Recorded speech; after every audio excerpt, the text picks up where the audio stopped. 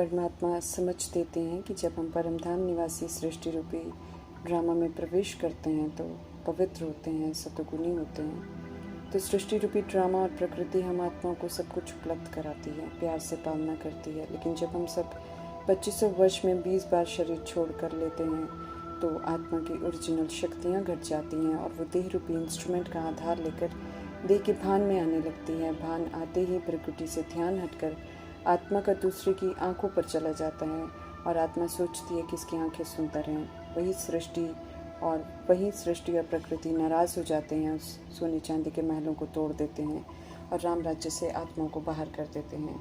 वहाँ से विस्मृति का पाठ शुरू हो जाता है, द्वापर युग शुरू हो जाता है। आत्मा खुद को आत्मा समझ पाठ बचाने की जगह औरों को देखना शुरू कर देती है। आंखों से आकर्षित होते होते पुनर्जन्म में आते हुए देह का आकर्षण बढ़ना शुरू हो जाता है और आत्मा विकारी पतित बनते बनते वैश्य से कलयुग में प्रवेश कर शूद्र बन जाती है। देह के पीछे समय श्वास संकल्प तन मन लगाकर धन संपत्ति इकट्ठा करती रहती है और काम क्रोध लोभ मोह अहंकार का शिकार होकर गलत कर्मा कर पाप आत्मा बन जाती है। जब सारी हदें पार करती है तो सृष्टि रूपी ड्रामा अकाली मृत्यु द्वारा, गर्भ जेल द्वारा, आपदाओं द्वारा सबक सिखाता है, वार्निंग देता है। परंतु देह अभिमान में मनुष्य सृष्टि पर मेहमान है भूल जाता है और यहाँ की चीज़ों को बांटना और अधिकार जमाना शुरू करता है। प्रकृति के साथ खिलवाड़ करता है, पेड़ों को काटता है, अपने दैहिक सुखों के लिए फ्री की चीज़ें लेकर उनकी कीमत लगाता है, प्रकृति के जानवरों को मारकर खाता है और फिर मांसाहार के बाद गंदे कर्म करने लगता है। हद पार करता है सृष्टि को नुकसान पहुंचाने के लिए। तब ड्रामा और प्रकृति सभी आत्माओं को सृष्टि रूपी ड्रामा से निकालने के लिए तैयार हो ही रहे होते हैं।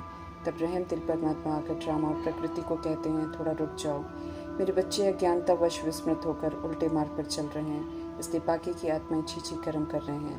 परमात्मा कहते हैं बच्चों को एक बार मौका मिलना चाहिए पवित्र बनने का, क्योंकि अनादि आदि पवित्र आत्माएं हैं। तब ड्रामा और प्रकृति मान लेते हैं। 14 वर्ष की तपस्या में सतोप्रधान पुरुषार्थ करने वाली आत्माओं ने आत्मा का पाठ पक्का करने के लिए प्रभु फरमान को मानकर कभी भी देह के नाम रूप जाति के लेबल्स को नहीं देख प्रिय निज आत्मा समझकर चतुर्भुज आत्मा हूँ के भान से मेल फीमेल के भान को पाठ पक्का कर आत्मा हूँ के भान से मेल फीमेल के भान के पाठ को खत्म कर आत्मा का पाठ पक्का किया और कराया और पुनः पवित्रता के स्वधर्म की नींव को शक्तिशाली बनाया। दैहिक दृष्टि वृत्ति कृति समाप्त की, अदब से उठना बैठना, सादा और ताज़ा खाना बिना मिर्च मसाले के, लाइट, क्योंकि भोगी से योगी बनना है। बाप की सख्त मना है। तला हुआ भारी बासी पैकेट की चीज़ें, अचार मुरब्बा गोलगप्पे खाना, 2 रोटी और दाल खाने का फरमान है। छोले भटूरे पूड़ियाँ खाकर भारी होकर सोने के लिए मर्जी व जन्म नहीं दिया। ऐसा होता तो आदि रतन ऐसा करते। उन्होंने तो 60 ग्राम खिचड़ी बनाई और 6 बहनें प्रभु प्रसाद समझकर 10-10 ग्राम खिचड़ी खाई। कभी एक आलू में 3-4 गिलास पानी डालकर उबालकर नमक डालकर उससे 1 रोटी खाई और यज्ञ के पैसे को ईश्वरीय कार्य में लगाया। पैदल चलकर किराया भी यज्ञ के बॉक्स में डाल दिया। योग के लिए 2 बजे उठ जाएं, उसके लिए चंद्रमणि दादी कहते हैं कि हम तो रात का खाना खुद ही नहीं खाकर खुश रहते थे और ज़्यादातर खाते ही नहीं थे। उनके खाने में तड़का नहीं लगता था, उबली हुई दाल और सादे चावल होते थे। खाने का स्वाद लेना अर्थात दैहिक अधीनता, ये अपवित्रता में गिनी जाती है। श्रीमद प्रमाण खाने से कोई रोक लग नहीं सकता है, मीठे परमात्मा कहते हैं। बाकी श्रीमद के विपरीत जो यज्ञ का धन लग रहा है या खाया जा रहा है, उसके कणे कणे का हिसाब किताब आत्माओं को देना पड़ेगा। इसलिए प्रभु का पाठ संपन्न होते ही हॉस्पिटल बंद हो जाएंगे, दवाइयाँ काम करनी बंद कर देंगी और शारीरिक रोगों द्वारा हिसाब चुकते होने शुरू हो जाएंगे। कोई सुनवाई नहीं होगी, क्योंकि हम आत्माओं से सच्चा प्यार करने वाले और हम आत्मा की सुनने वाले ड्रामा से डिटैच हो जाएंगे और ड्रामा प्रकृति माया यमदूत सीन को संभालेंगे। प्रभु की मना है देह नहीं समझना है, फिर भी देह समझते हैं। आराम नहीं करना है, निद्राजीत बनना है, फिर भी आराम करते हैं। अमृत वेले सोते हैं और जो नियम से जागते हैं, देह के भान में योग करते हैं, वो तो काउंट ही नहीं होता है। विकारी हथियाला नहीं बांधना है, विकार से बच्चे नहीं पैदा करने हैं, फिर भी बीके बन कई आत्माएं ये गुनाह करते हैं और जब करते हैं तो उलहने वतन में पहुंचते हैं। ड्रामा और प्रकृति भी कहते हैं, आपके बच्चे देखो क्या कर रहे हैं, आप तो इन्हें ऊपर उठाते हो, इनकी महिमा करते हो, अब आप हमें इजाज़त दो, हम इन्हें सज़ा देंगे। तब रहम दिल परमात्मा कहते, बच्चे मेरी लाज रखो, आत्म अभिमानी बनकर मेरी मदद करो। प्रजापिता ब्रह्मा कहते हैं, इस बूढ़े बाप की दाढ़ी की लाज रखो, आत्म समझ पाठ बजाओ, एक पवित्रता के सागर की श्रीमत पर चलो और उन्हें ही याद कर संपूर्ण पवित्र धरा को और कष्ट मत दो। प्रकृति की सेवा करो, ज़्यादा खाकर गंद मत फैलाओ, दैहिक अपवित्रता खत्म करो। वार्निंग भी देते हैं कि धर्मराज पाठ में आने वाले हैं, फिर वे अवज्ञाओं के साक्षात्कार कराएंगे और ड्रामा एक भी भूल माफ़ नहीं करेगा। अपनी ही भूलें डराएंगी, देभान में फैलाई हुई गंदगी को धर्मराजपुरी में बंद कर देगी और आत्मा को शरीर द्वारा भुगतान करना ही पड़ेगा। प्रकृति भी हिसाब लेगी, क्योंकि हमने प्रकृति को सिर्फ यूज़ किया है, उसका एहसान कभी नहीं माना है, धन्यवाद नहीं किया, बल्कि देह अभिमान का अधिकार जमाया है। माया और यमदूत भी देह अभिमान की कमी कमजोरियों को यूज़ कर प्रभु की अवज्ञा करने की सज़ा देंगे, क्योंकि मीठे परमात्मा कभी किसी को सज़ा नहीं देते। तो उनकी कल्याणकारी पालना की अवज्ञा का हिसाब वे सृष्टि रूपी ड्रामा प्रकृति माया यमदूत लेते हैं और देह अभिमान तोड़ आत्मा को ओरिजिनल स्वरूप में लौटवा कर वापस घर जाने को कहते हैं। ऐसी करोड़ों आत्माएं मच्छर में सज जाती हैं, क्योंकि सजनी बनने वाली आत्माएं मुख्य सिर्फ 8 हैं और 100 फर्स्ट डिवीजन है, जो नंबरवार 7 जाने का हक प्राप्त करती हैं। बाकी तो बराती और मच्छर में सज जाते हैं, उनकी कोई वैल्यू नहीं होती है। ड्रामा समाप्ति की ओर है। आदि का पाठ पुनः रिपीट हो रहा है, क्योंकि मीठे रहम दिल परमात्मा समाप्ति से पहले आत्मा का पाठ खुद मेडिटेशन सिखाकर पक्का करवा रहे हैं। समझते रहें कि आत्मा के भान में रहकर अनादि 7 गुणों की और आदि 36 गुणों की विशेषताओं को यूज़ करो। अष्ट शक्तियों को निरंतर यूज़ करते अभिमान और उसकी कमी कमजोरियों को सदा के लिए विदाई दो। शुद्ध संकल्पों से, शुभ भावना, शुभकामना से प्रकृति को विस्मृत आत्माओं को सहयोग दो, उन्हें हील करो। फ्री में जो सृष्टि की चीज़ें यूज़ की हैं, धरती, आकाश, जल, वायु, अग्नि को यूज़ भी किया है और अपने पतित कर्मों से दूषित बनाया है और नाराज़ किया है, उसे राज़ी करो। कभी भी बदलते हुए प्रकृति के स्वरूप देखकर कोई शिकायत नहीं करो, राज़ी रहकर माफ़ी मांग कर उसे शांत करो। नहीं तो प्रभु के पाठ से अलग होते ही सभी तत्व, सभी विकार, ड्रामा, माया, यमदूत एक साथ हमला करेंगे, साधन कार्य करना बंद कर देंगे, हलचल हो जाएगी। लौकिक अलौकिक परिवार द्वारा पेपर होंगे, होलसेल में शरीर छोड़ने वाली तमोगुनी आत्माएं भूत प्रेत तंग करेंगे। शरीर द्वारा श्रीमत के विपरीत खाया पिया सब शारीरिक कर्म भोग द्वारा चुप्त होने के लिए मालूम ही नहीं चलेगा कि बीमारी क्या है, कोई इलाज नहीं होगा।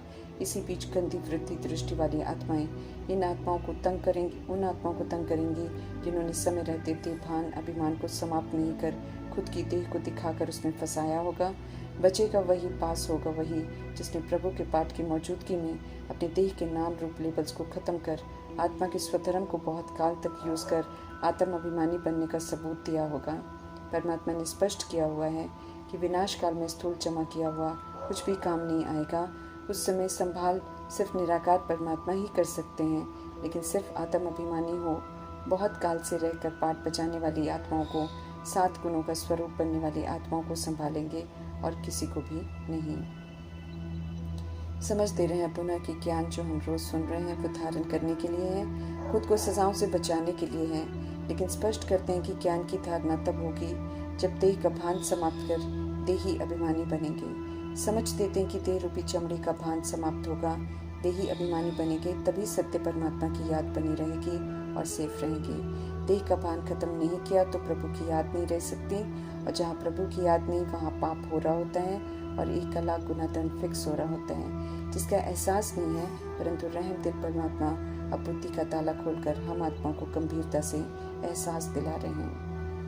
चित्र अर्थात देह को भूल, विचित्र बन अर्थात आत्मा बन, विचित्र पाप अर्थात निराकार परमात्मा को याद करने की, देह सहित देह के सब धर्मों को बुद्धि से भूलने की, देही अभिमानी हो अर्थात सतगुणी हो रहने का अभ्यास करने की, पावन बन दैवी गुण धारण करने की, सत्य परमात्मा की हम आत्माओं के लिए आज की मुरली से शिक्षाएं।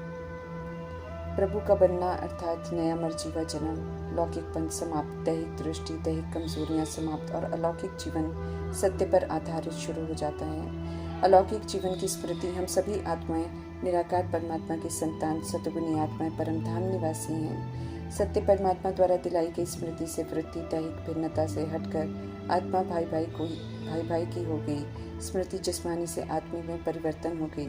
दृष्टि दैहिक से रूहानी में परिवर्तन हो गई। जो इस विधि से परिवर्तन करते हैं वे मर्जीवा भव का वरदान प्राप्त करते हैं। समझते रहें सत्य परमात्मा के ब्राह्मण जीवन किसे कहते हैं, मर्जीवा किसे कहते हैं, ताकि हम उसी विधि से जीवन बिताएं, क्योंकि नई दुनिया के संस्कार यहाँ ही बनाने हैं। यहाँ से प्रभु के पाठ में रहते हुए उनकी तथास्तु की स्टैंप लगवानी है। इसलिए ध्यान खिंचवा रहे हैं कि ब्राह्मण जीवन को अलौकिक कहते हैं, जिसका अर्थ है कि जीवन इस स्थूल लोक जैसा नहीं होना चाहिए, बल्कि अब तो सोचने, देखने और व्यवहार करने का सलीका ऊंचा चाहिए।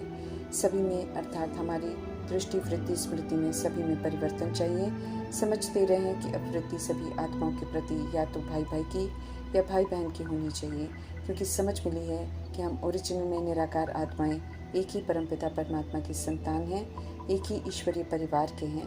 समझते रहें कि यही वृत्ति रहे और दृष्टि में भी आत्मा को देखेंगे, शरीर को नहीं, तब मर्जीवा का टाइटल मिलेगा। प्रभु से मिल रहे टाइटल्स को लेना है, जो कि तब मिलता है जब हम टाइटल्स की विशेषता को धारण कर प्रैक्टिकल में बहुत काल तक विपरीत परिस्थितियाँ और विपरीत व्यवहार में भी भाई भाई की वृत्ति और एक परिवार की दृष्टि से रिस्पॉन्ड कर प्रूफ देंगे। जब इस विधि से जिएंगे तो अच्छा अनुभव करेंगे। ऐसा श्रेष्ठ जीवन मिला है तो श्रीमद् प्रमाण जीवन जीकर श्रेष्ठता का अनुभव करना है। एक बार अनुभव कर लिया श्रेष्ठ जीवन तो प्रभु यकीन दिलाते हैं कि पुरानी जीवन याद आ नहीं सकती है। वरदान को विधि पूर्वक फलीभूत करना है और अपना बनाना है। बनाएंगे तो औरों के जीवन को भी अलौकिकता की तरफ आकर्षित कर सकेंगे।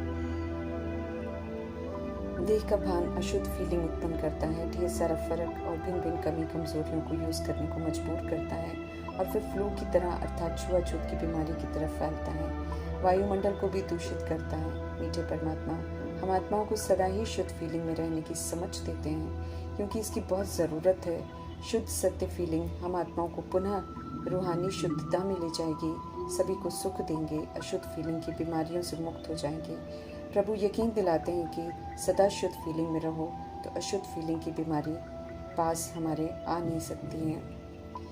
भूलों के पुतले बन जाते हैं हम सब, खुद को भूलकर। मीठे परमात्मा आकर भूले बताते भी हैं और करेक्ट भी करते हैं, साथ में मुक्ति से अन्य अनजान आत्माओं तक सत्य पहुंचाने का भी फरमान देते हैं, क्योंकि यही तो समय है सत्य को जानकर सत्य में स्थित होने का। समझ देते हैं कि आत्मा से परमात्मा कहना रॉन्ग है। आत्मा निर्लेप नहीं है। शरीर लेकर पुनर्जन्म में आकर आत्मा पर ही सारे लेप छेप लगते हैं। निराकार परमात्मा न अपने लिए देह लेते हैं, न हम आत्माओं की तरह जन्म मरण में आते हैं, न देह की कमी कमजोरियों के अधीन होते हैं। वे तो सदा निर्लिप्त रहते हैं, किसी चीज़ का आधार नहीं लेते हैं। पावन बनाने के लिए भी ब्रह्मा के शरीर रूपी रथ को अधीन कर जब चाहे यूज़ करते हैं, जब चाहे छोड़ देते हैं। कोई उन्हें रोक नहीं सकता है, बांध नहीं सकता है। खट्टा मीठा कड़वा दुख सुख ये आत्मा अनुभव करती है जब सृष्टि रूपी ड्रामा में खुद के लिए शरीर लेती है और पुनर्जन्म लेती है। युक्ति से प्रभु का सत्य सभी को बताना है, ताकि गलत बातें फैलाकर खुद को और पाप आत्मा बनाकर अपने लिए दुखों का वर्षा न खरीदें। आत्मा का पाठ पक्का नहीं हो रहा है, इसलिए मीठे परमात्मा आत्मा की मिठास की तरफ ध्यान खिंचवाते हुए पक्का करा रहे हैं कि खुद को समझाओ कि मैं आत्मा शांत स्वरूप हूँ। आत्मा जब शरीर छोड़ती है तो उसी घर में 13 दिन रहती है। कोई रोता है स्वार्थ के लिए, कोई कहता है अच्छा है मर गया, कोई कुछ तो कोई कुछ कहता है, लेकिन देह रूपी चमड़ी नहीं होती है। इसलिए आत्मा सब कुछ देखते सुनते हुए भी शांत स्वरूप में रहती है। कोई भी बात उससे कुछ भी बुलवा नहीं सकती है। ऐसे ही शांति के स्वधर्म स्वरूप में रहकर पाठ बजाना है और साक्षी होकर देखना है, पुनः शांत स्वरूप में लौटना है। समझना है मुझे आत्मा को सृष्टि पर आकर पाठ बजाने के लिए शरीर मिलता है, तब टॉकी बनती हूँ अर्थात बात करती हूँ, शरीर द्वारा अनेक कर्म करती हूँ, हिसाब बनाती हूँ, चुकतू करती हूँ। अभी सारे बनाए हुए हिसाब शरीर द्वारा यहाँ ही क्लियर कर शरीर को यहाँ ही छोड़ना है। निर्बंधन जैसे आए थे वैसे ही बनना है। देह का भान और अभिमान यहाँ ही समझ से खत्म करना है। हमने बनाया, हमें परमात्मा समझ से समझकर अमल में लाकर खत्म करना है। यूं ही नहीं छूट सकते हैं हम सब। आत्मा समझ शरीर रूपी ऑर्गन से निराकार परमात्मा की हर बात को ध्यान से सुनना है, समझना है और अमल में लाना है तुरंत, और कोई ऑप्शन नहीं है सजाओं से बचने की।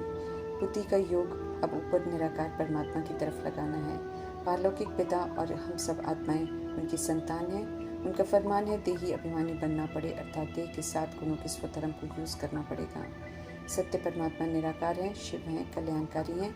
आत्मा भी निराकार है, लेकिन देह यूज करते अभिमान में आ गई है, अनेक नाम रूप लेकर नाम रूप में फंस गई है। लेकिन अब नाम रूप के भान को भूल सत्य की तरफ लौटना पड़ेगा। आत्मा बिनती परमात्मा बिनती रियलाइज करना है और टिकना है इस सत्य में। बच्चों को बाप ही अपना परिचय दे सकते हैं, इसलिए धर्म स्थापक भी कामयाब नहीं हो सके परमात्मा का सत्य बताने में। और परमात्मा के नाम पर सब भिन्न भिन्न धर्मों में बट गए और धर्म के नाम पर एक दूसरे का खून बहाने की तैयारी में है।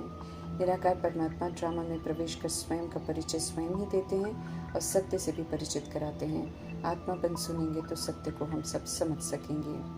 सभी आत्माओं को संबोधित करते हुए और सभी को मुक्ति जीवन मुक्ति का वर्षा लेने का ऑफर देते हैं। रावण राज्य में दुख ही दुख है, इसलिए रावण राज्य से बुद्धि का योग हटाकर परमात्मा में लगाने की समझ देते हैं। दोनों एक साथ नहीं चल सकते हैं, याद तो बाप को ही करना पड़ेगा, इसलिए जितना जल्दी करें उतना अच्छा है। देर करने से हमारा ही नुकसान है, परिवर्तन नहीं होगा, प्रारब्ध नहीं बनेगी, सजा अलग मिलेगी। पाठ संपन्न होते ही साधन अचानक बंद हो जाएंगे, फिर चाह कर भी हम कुछ नहीं कर पाएंगे।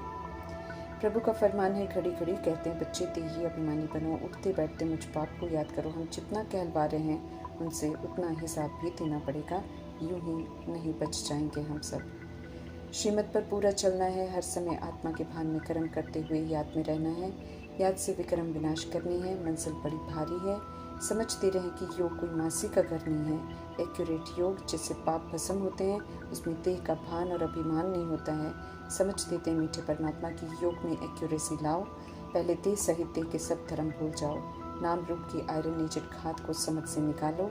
अच्छी रीति पढ़कर अमल में लाकर जीवन मुक्त बनकर जीवन मुक्ति के संस्कार धारण करो।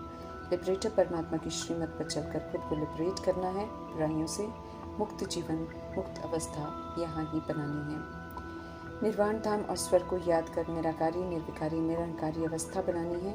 बाप श्रेष्ठ बना रहे हैं तो बेसमझ से समझदार बन श्रेष्ठ पाठ जरूर बजाना है। श्रीमत पर नहीं चलने की बेसमझी अपनी करनी है। निराकार परमात्मा सदगति दाता है, सदगति की ये वेला है।